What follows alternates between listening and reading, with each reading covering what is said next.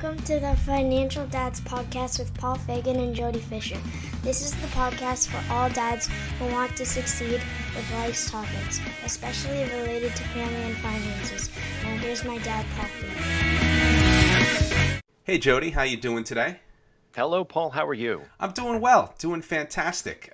Interesting week. I had my first physical in a while, new doctor, and everything went well for me. Cholesterol was a touch high, but nothing that needed any medication or such. But overall, a good week. How's it going, Jody? That's interesting. Did you have to PPE up when you went into the doctor? How was that experience? So it was interesting. So I switched doctors, and the doctor I had before, an interesting observation, which I told my wife. Before, my doctor was much more thorough all the way around. I'll just leave it at that. Okay. And the new doctor is not as thorough. And I don't know if that's an age thing. I don't know if that's a sign of the times with the medical community. But some of the tests my old doctor used to do, they're just not quite doing anymore. So the physical was much shorter. So I don't know if that's good or bad. I kind of liked the full, bumper to bumper checkout that I used to get with my old doctor, but it is what it is, right? Sign of the times. So, wow. And maybe it's a combination of COVID and stuff like that, but an interesting experience, waiting out front, taking your temperature, asking you the questions, masks all throughout the visit.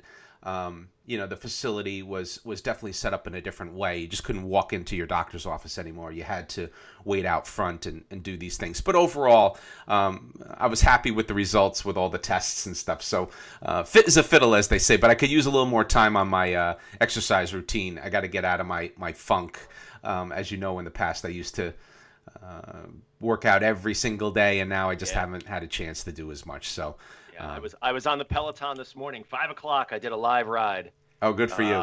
It's a lot of fun. That Peloton is just amazing. And I have become. We bought it, but pre-COVID, because my wife wanted it because her schedule was going to change, and so she wasn't going to be able to get to the gym, and so we got that. And it actually is a very reasonable. It fit into our budget. Even though it's a rather expensive piece of machinery, it fit into our budget. So I've been on that thing, man, and I've just been loving it. Awesome. Very cool. Well, today we're excited to have an extra special guest with us, marketing and social media expert and ambassador to excellent customer service, Peter Shankman. We'll hear from Peter about his business and about how he's navigated the world of being an entrepreneur while also being a great dad. But first, let's talk about some news we saw this past week. So, Jody, the first news story that we selected is from Newsday, your hometown, your home area. Home prices on Long Island as buyers compete for scarce supply, report shows. So I guess they're on the rise. I neglected to say that in the headline as I misread it.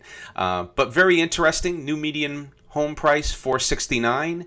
I guess this is all due to people migrating out of the city into the suburbs. Jody, what was your take on this story? Well, it's interesting. The first thing that I thought of when I saw this report, and you see these reports all the time, right? Prices go up, prices go down, supply goes up, supply goes down, and this is sort of like a boom and bust cycle that we always go through. But the thing that I thought of when I read this was that there was a house that just went on the market around the corner from ours, and the asking price is $899,000, and that's way out of the range for our neighborhood. And my first reaction was, oh, great, I hope they get that much money. Prices, in the neighborhood will go up, property values will go up, everybody's in good shape. But then I thought, how the heck are young people supposed to buy houses anymore? And will homes start to become homesteads that are passed down within a family? If the average price of a house is, pushing $500,000, $500,000, is the average 30-year-old family, couple starting a family supposed to be able to buy a house at that? I just don't get it. It's just it troubled me a lot, and it just made me wonder. So we'll have to watch and see how things go. But storm clouds on the horizon, I think. Yeah, I looked at it a little differently, but it's a great take you have on that story. For me, I think we saw this in 2008. In 2003 through 2007, people thought that the housing market was just going to go higher and higher, and it would just never stop. But of course, it did. So I kind of have this take that, for me personally, I'm beginning to become more pessimistic about the pandemic. It could go another another year. It could be a 2-year pandemic, and then in 5 years, hopefully things are somewhat normalized, and we go back to this migration out of the suburbs back to the city, and the prices may come down again. But to your point, Jody, only time will tell. The second story that we're going to focus on today is 4 reasons why Social Security cuts are inevitable. And this was a scary one, right? So they've been talking about it for many years, but of course it's raising its ugly head again because of all the money that's being spent by the government. I've always factored in Social Security into my financial planning, into my retirement plan. And I'm a little too, I'm becoming fearful again that, it may not be there for us, or it might not be in the same state as I anticipated it would be. So I run my calculations every year, and it says, this is what you're going to get, this is what your wife's going to get. I marry that to my 401k and my wife's TSP outputs, and then I look at her pension plan, and I look at this as an aggregated picture, and I said, well, we're doing okay. But, in that 3 or 4-legged stool, Social Security plays a serious part in it. So I'm curious to see how this is going to go. So once again, this is another story time will tell. But Jody, what was your take on this story this week? Yeah, I had the same concerns, Paul, and I've thought this for a long time. I don't expect to personally collect Social Security. I'm going to be 50 years old this year, and I think the program is a mess. I just don't expect it to be there. At least I'm not counting on it being there for us. Every elected leader since the dawn of time has kicked this can down the road on fixing the Social Security program. But I think there's a larger issue here is that not only will Social Security go away, I think, but I think that taxes are guaranteed to go up in the near future to pay for everything that we find ourselves in the middle of with stimulus packages and, overbloated spending and the dumpster fire of an administration that we have in Washington who only knows how to steal money and give it to their rich friends. So I'm getting myself ready for the coming crisis. And again, I don't want to be overly gloom and doom here, but I just think we've got some fundamental problems that are just going to stand up and suddenly go, look, I'm here.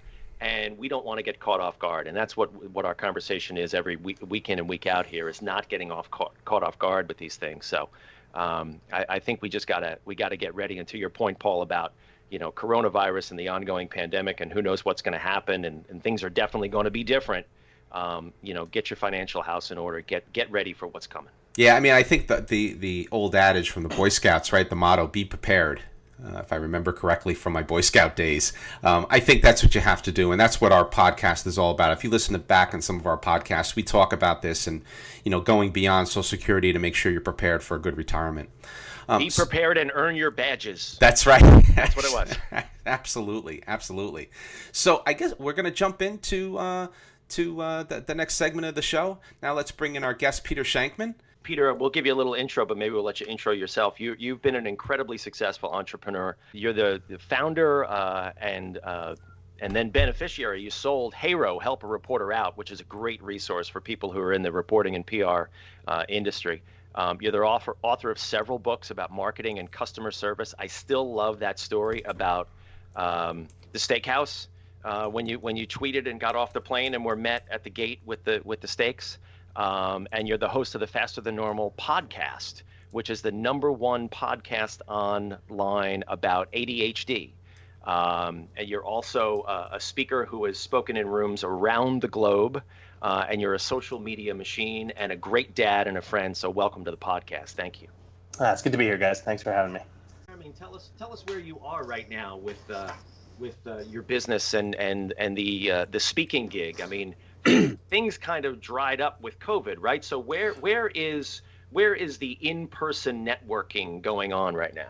Well, in-person speaking gigs dried up. I was on a plane 3 days before everything shut down. I was in Vegas giving a speech in early March, and came home with a week. 11 of my 14 gigs overseas and around the country had been canceled or postponed.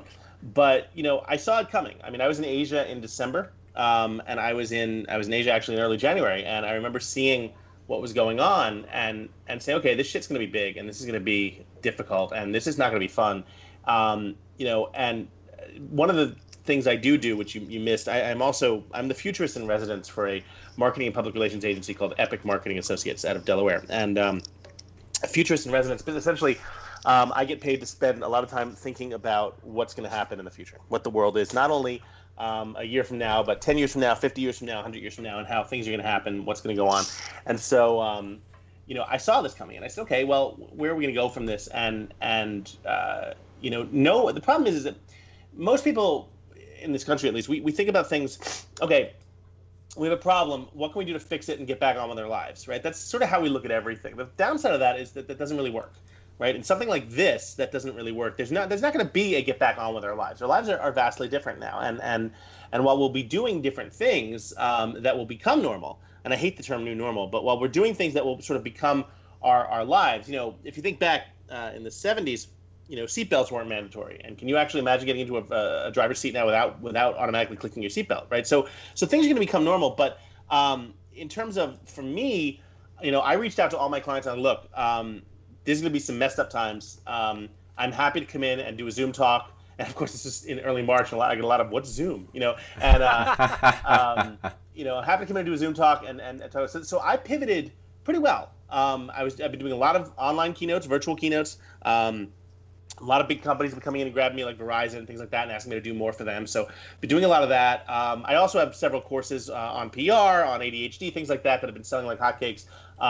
So I'm not concerned professionally. The only downside for me is that my happy place, when I'm not with my daughter, my happy place is being on a plane. And all my writing. I mean, I've written 4 of my 5 books literally on flights, and I've taken 2 flights in the past 4 months. That's unheard of. I mean, I do about 250,000 miles a year. Last year I did closer to 300,000 miles on an airplane. The moon is 250,000 miles away. So I went further. I went to the moon and almost halfway back. And wow. And that just stopped. And when you take someone with massive ADHD and say, okay, you go to 1,000 miles an hour, now sit here and do nothing. It's been. And the other side of the coin is that, I find myself with a lot of free time. I'm still speaking and work is still blowing up, but a keynote in Tokyo or in Hong Kong that would normally take 3 days to get there, to get back, to the whole thing, now takes 47 minutes from my kitchen, which leaves me a lot of time, right? and I'm very aware of that time. You mentioned Peloton earlier, Jody. Peloton has saved me because, I went from working in an office with no windows deliberately to working 3 inches from my fridge. If I didn't have these rules and rituals in place that allowed me to get on the bike and do things like that, and kept those, I'd be 400 pounds. I'd be like Homer when he worked from home when he was wearing a muumuu. 8:58. First time I've ever been early for work, except for all those daylight savings days. Lousy farmers. I mean, it's. I just tripled my productivity. It's exactly. Everyone gets that line on this call. I love it. It's been difficult in that regard. So I talked to my trainer. I have a trainer at Equinox, and I'm like, look, dude, whatever you think is going to happen, this gym is going to close. And here's how, here's a FaceTime channel. And so I've been working out with him religiously 4 times a week at 5 a.m. or 5:30 a.m. in my living room. Via FaceTime, right? And him and his girlfriend, they've been traveling all over the world, but he's always on the call at 5 a.m. or 5:30, and that's when we do that. So it's been easy to keep the rituals going. They've just required some change, and that's really the key. Anyone who's, this is so difficult, it is difficult, but it's also fixable, and you can get around it if you simply figure out ways to adapt. Yeah, that's the key, right? You talked a little bit about you're still doing some Zoom talks. Your presentations are mesmerizing, right? And you speak to packed rooms around the world. How has the content of those presentations now on Zoom or remotely changed, or have they changed? What are you telling people now versus what you told them before? Well, first of all, I hate PowerPoint, and I find that on Zoom sometimes people actually require it, right? Because they can't just stand looking at me. It's different when I'm on stage in front of 10,000 people. When people are in the room, they want to look at things, and so otherwise you lose their attention. So I've actually started creating PowerPoints, which is just, oh God, I hate those. But a lot of the content I'm talking about is still a lot of the same in terms of the customer service reality.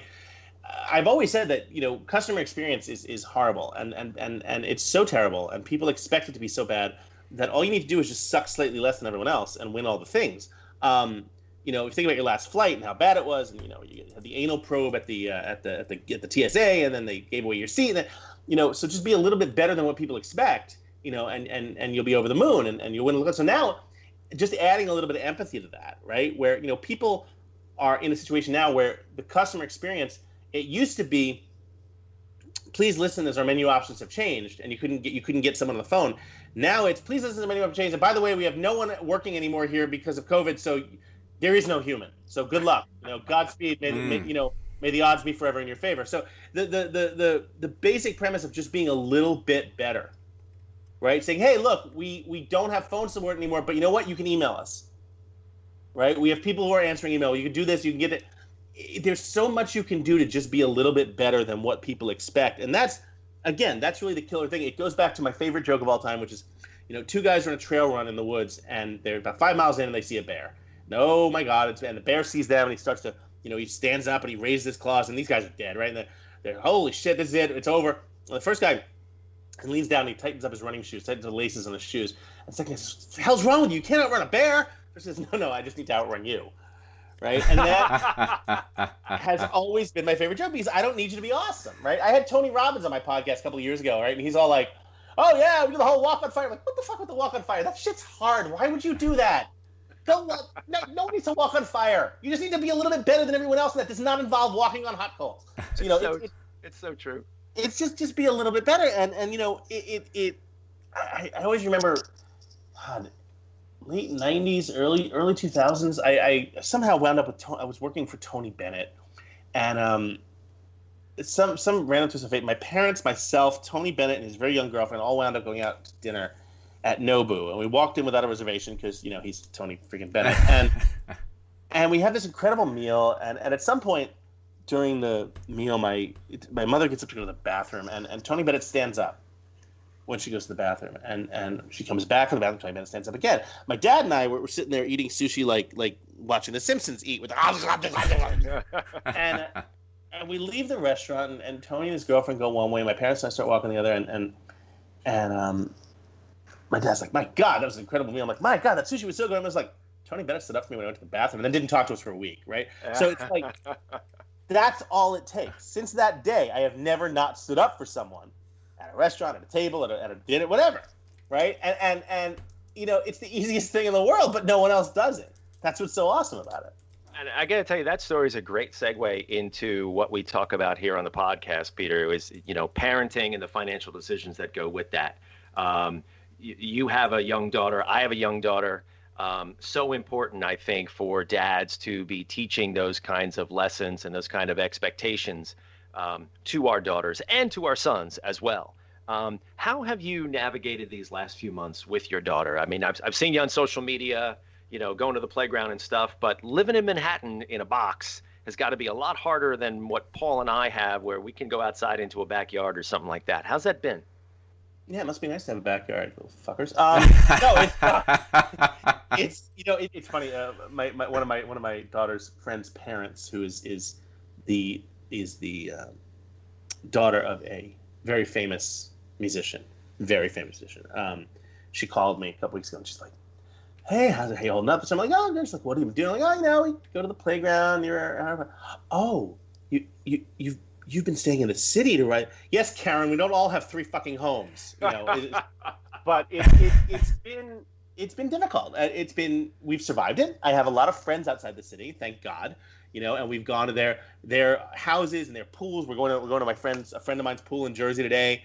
He has a huge backyard, and it's funny. I'm a born and raised city kid, and I never thought I'd leave, and I'm still not going to leave, right? This is my city, but it's difficult right now. I live 2 blocks west of Times Square, and in the 70s and 80s, the only reason you ever came down to where I live now is to buy drugs. And in the 90s and 2000s, it got better, and we spent like 25, 30 years cleaning up this place and cleaning up the city, and it seems like the current administration and COVID and everything has undone that in like 3 years. And living in Times Square is not as great now as it was. And the key is, New York is one of those cities where you pay a ridiculous premium on your mortgage for what's outside your apartment, right? That's true. I walk. I mean, I'll never forget. 2 years ago, it was a Sunday morning. I'm walking around with my daughter, and a couple blocks from our apartment, and we see, honey, let's see if there are Lion King tickets available. And 2 days, 2 hours later, we're in the 4th row at Lion King, right? You can't do that nowhere else, right? In anywhere else, right? And so that's what you're paying for. And when all that's gone, then you're just paying a really big mortgage for a decent view, right? And so it's tough. Now, is it going to come back? Of course it's going to come back. There's no question about it. It's going to be different, but it's going to come back. But the New Yorkers, the real New Yorkers, as opposed to the tourists, are the ones who stay when it goes to shit. And it's not great right now, and I'm the first to admit that. Will it get better? Most certainly. But right now, it's difficult, and it's tough. Where do you think that road is in terms of getting better? I mean, we all have our own approach that we're taking with our families on making this get better, but how do you think we all get together and make this get better? There are a couple of ways. We're looking at in terms of when does New York get better? 3 to 5 years. When does the country start to get better? When there's a vaccine, right? Okay. The problem is that the whole, and I'm not going to get into the political aspect of this, but the whole concept of the defund the police thing, I'm in favor of taking some of the money away from the police and putting it towards social services. I think that's a great idea because the police shouldn't have to go and deal with mental health issues and things like that on their regular days. Shouldn't be their job. Problem is though, is that you defund the police, it takes time to get those other things up to speed, right? So you take the money away. Now there's no one patrolling around Times Square, but you haven't started the system yet that's going to help people with mental illness or help the homeless or whatever. That's going to take time. So now you have this period of time where not only is nothing getting done, but the streets are now dangerous, right? That's a bad way of doing it. So there are ways to change. I've gotten very involved in local politics as well as national politics over the past 3 years. I'm sure you can imagine why. And it feels good to do something, but I never would have imagined, even as a futurist, I never would have imagined it would have gotten this bad this quick. So I think we're looking at a couple of years overall. The part that kills me and will always kill me is if we had simply in March or February said, you know what, we're going to shut down the country for 2 months. We're going to put $4,000 in your bank account. We're going to shut down the country for 2 months. It'll suck, but after 2 months it'll be over. It would have fucking been over. It would have been. It would have been over. And that's look, I hate Trump like everyone else hates Trump, but here's the thing that I think is hysterical. And I wrote about this. There is not a president in our history, in the history of our country, who would have not loved. This was a slam dunk. Oh yeah. Oh, I've said this a million. Right? Yeah. Slam dunk. Had he could have spent 4 months playing golf every single day. Had he just let the scientists take over, he would be president for another 4 years and could have done whatever bullshit he wants to do it because it wouldn't have cost military lives. We wouldn't have had to invade anything. We would have beaten this enemy if he had just listened. That's the part that just slays me, right? That this moron is so self-involved that he can't even see. He can't get out of his own way. He could have easily won this next election. And, look, I'm glad he did what he did. I'm sorry that it came at the cost of so many lives. But it just blows my mind, right? That he's so incompetent that he blew such a no-brainer chance. Yeah, it's that slow blooper over the second baseman's head that the right fielder just looks at and lets drop. 100%. 100%. It's unreal. Although speaking of baseball, dude, we're in the middle of July and the Mets are still in it. All right. Yes. That's right. Hey, look, based on the news, we're getting a little political here, which I sometimes do on the podcast. Paul puts up with me. Based on the announcement that I heard related to the Yankees the other day, I may have just become a Mets fan, Peter. No, me too. That's the thing. I've never been prouder to be a Mets fan. I've been a Mets fan since absolutely the 80s. Yeah. Yep. So let's go Mets. Getting back to the financial piece of the Financial Dads podcast, wondering whether it's recent history or whether in general. How have you approached talking about money with your daughter? We talk a lot about how we teach the kids about money, little baby steps and things. And we did a show a few back about needs versus wants, right? Mm-hmm. And, kids walk into a store and they look at the big aisle of toys and they go, I want all that. And that unloads the conversation about, well, you have to make decisions and blah, blah, blah. Where are you with that conversation with your daughter? Not the same place. It's New York, so everything's 4 times as expensive anyway. But we've had those conversations. I mean, she goes to it broke my heart in the beginning. But she goes to a private school. I was a public school kid, but the schools have changed, right? They're not. And I was a public school advocate my whole life, but the schools have changed. She goes to a phenomenal private school, which costs more than I'm not even going to tell you what it costs because you just wouldn't believe me. And so you look at that, and then I don't like school. Well, let me tell you why you have to like school. Let me tell you how much I hate school. So it's the premise of what I'm trying to focus on is explain to her the difference in things. Because you ask her how much a pair of shorts costs, she says $100. You ask her how much school costs, she says $100. And that's what she used to do. So I've tried very hard to explain to her the difference in things and what things are versus what things could be and things like that. Like this Hatchimal that you want, okay, that costs $7. So let's look at what else costs $7, right? And let's see, you have to pick one of these things that cost $7, and so I've started giving her some money here and there when she does chores, whatever. I've actually started giving her 50 cents every time we walk down the street in New York. She sees someone without a mask. Every time we see someone without a mask, if she says, "Daddy, why isn't that person wearing a mask? Are we going to die?" I give her 50 cents. Which is just a great. I think that's the best possible way to spend my money I could imagine. But in the end, I want her to understand the value of it, and especially in New York, because again, it is not cheap to live here, and that's what slays me is I go to my friends' houses in Jersey and I look at their ridiculous. I have a friend who lives out near Exit 7 on the Turnpike, which is like near Great Adventure, and I went out to her house early in the summer, and she's like showing me the whole huge house. She has all the huge backyard and the pool and everything. She's like, "This is our box room." Oh, what's a box room? Oh, well, we get all our packages from Amazon. We save the boxes. Box the room. box room. Kill you now. Let me show you a box room. So it's like this thing that you sort of have to understand. She has to understand that how lucky she is to be here, right? New York City is still magical, and she's still very lucky to be here. But she has to understand that stuff is not free, and there are things she can do to help Daddy make sure we can afford it. For instance, she has a computer. I got her a MacBook Air. And she had a Chromebook, which she promptly broke. And I got her MacBook Air because she's doing, next year's probably going to be virtual school. And I started to explain to her, I'm like, here's the thing. If this breaks, you don't have a computer for the next 4 years. Oh, well, you'll get me another one. But I won't. You're going to take care of this. And so she's being incredibly careful with this computer. She understands that the value of it is not something I could just go out and replace. Right, so there are ways to do it. But again, she's 7. She'll learn more as she gets older, I hope.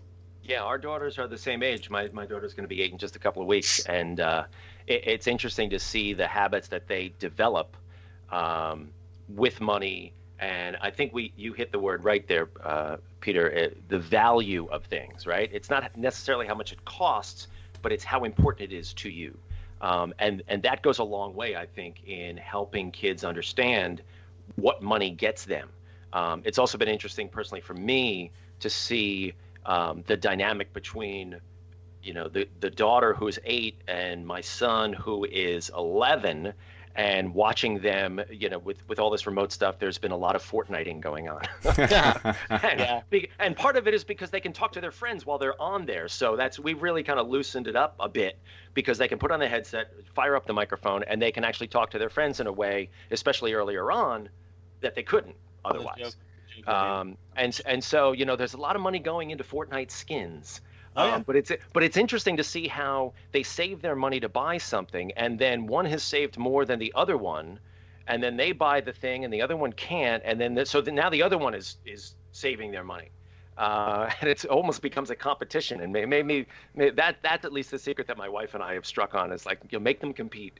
I wish we had that same in my house, right? So I have a 16-year-old boy and a 10-year-old girl, and my daughter is the one who will spend everything she has, and my son is the one who saves everything. So but the competition's never worked for us in this house. So, but it's a challenge, and I like the way you talked about it, Peter, in terms of showing the value. Right, I think that for me, I'm still trying to convince my daughter that, if you have an iPad or something in your hand, you have to be really, really careful with these things, right? And to your point, if you make it too easy, just say, we'll go get it fixed, right? We'll go get it fixed. They have to sometimes learn the lesson the hard way, right? Where something breaks and it stays broken.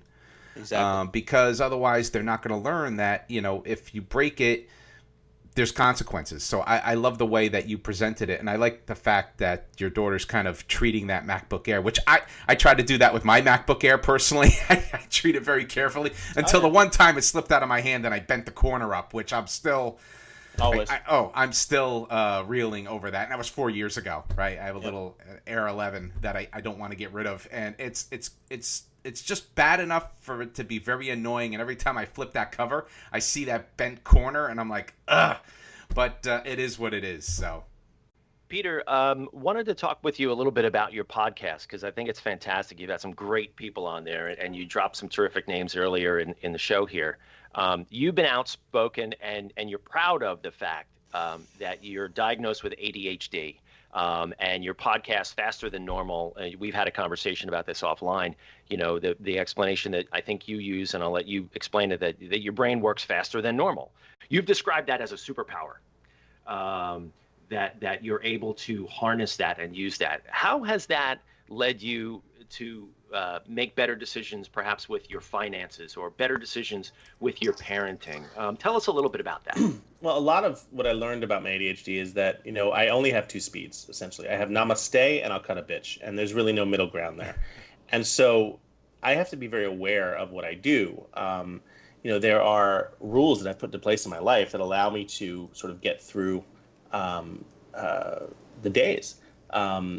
Exercise, being on that Peloton. I'm on the bike sometimes as early as 3 a.m.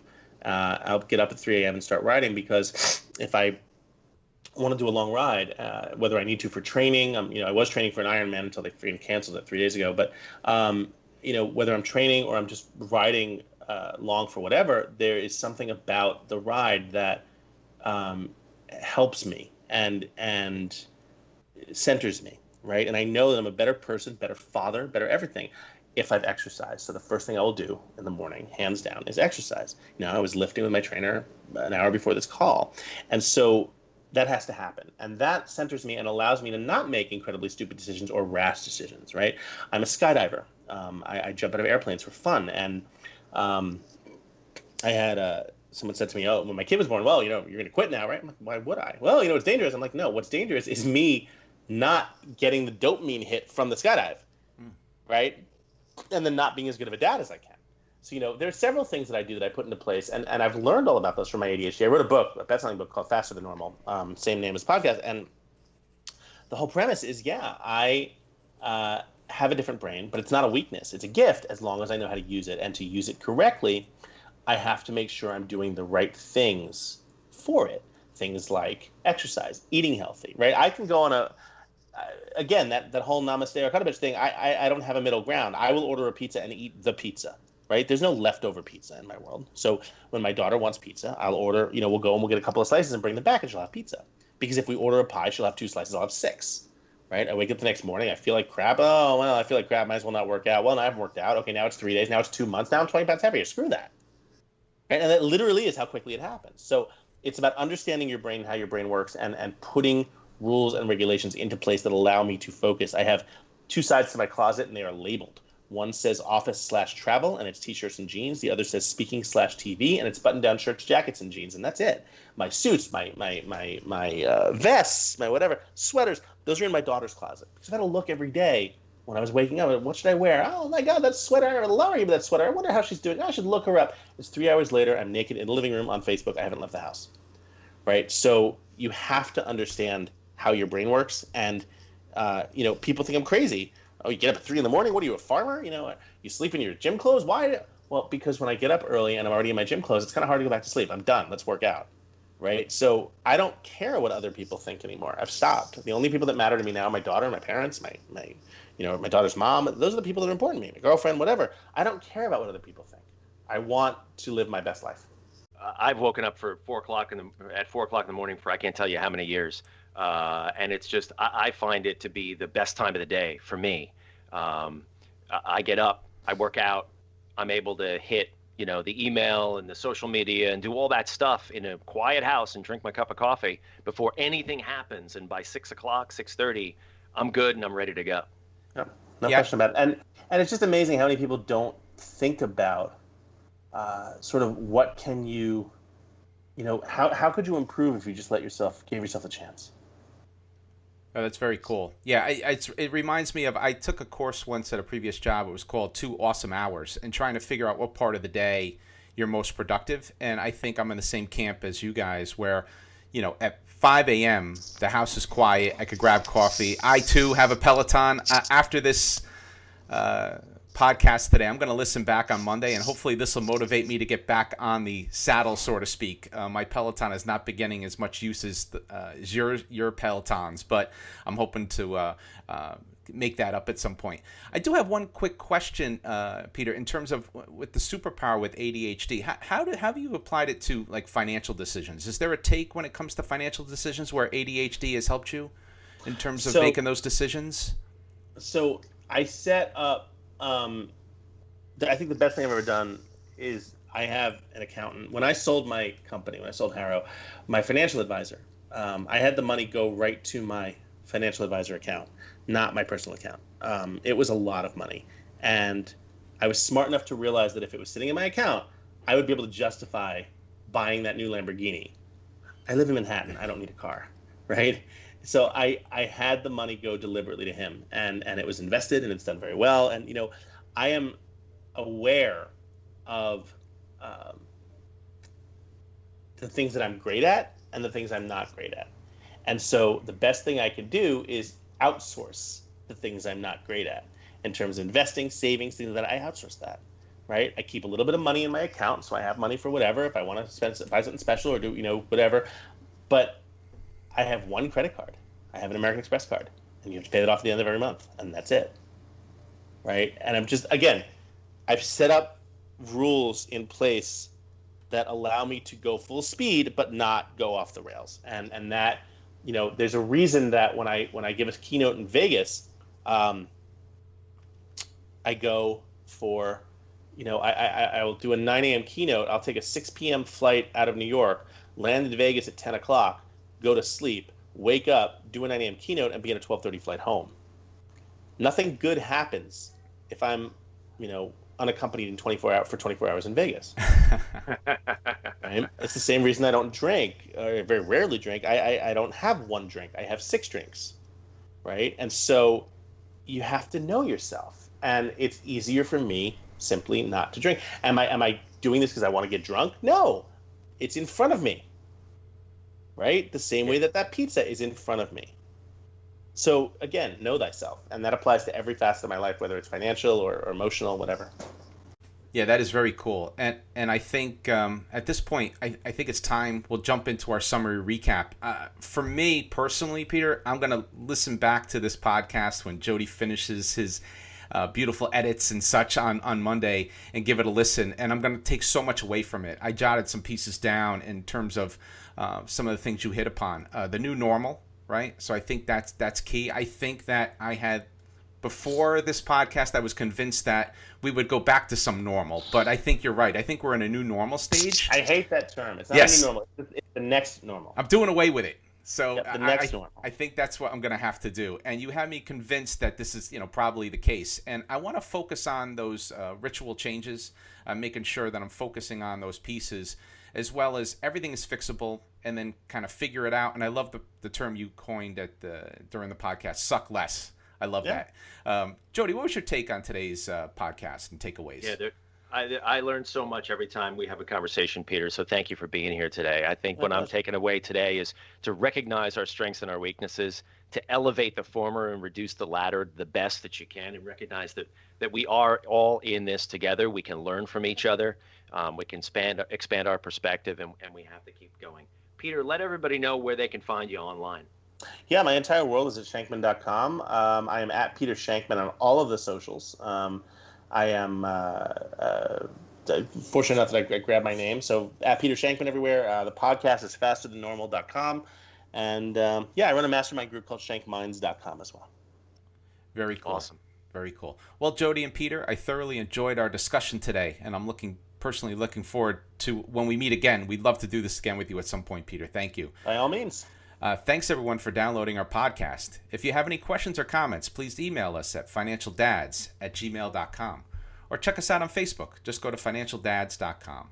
So with that, this is Paul and Jody reminding you, managing finances can be stressful, but that's why the Financial Dads are here to help you plan for success. Have a good one, everybody. Be well, and thank you.